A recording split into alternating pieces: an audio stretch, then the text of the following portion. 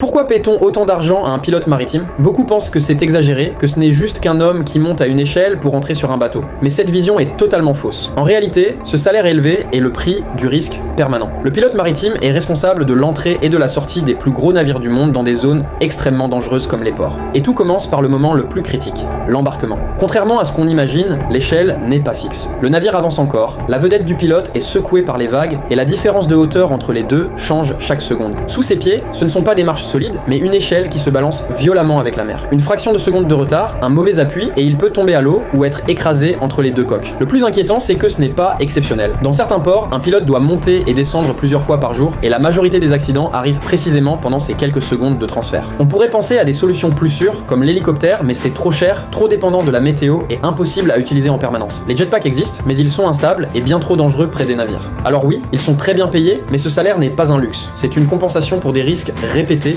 réels et parfois mortels, affrontés chaque jour face au vent, aux vagues et à l'acier.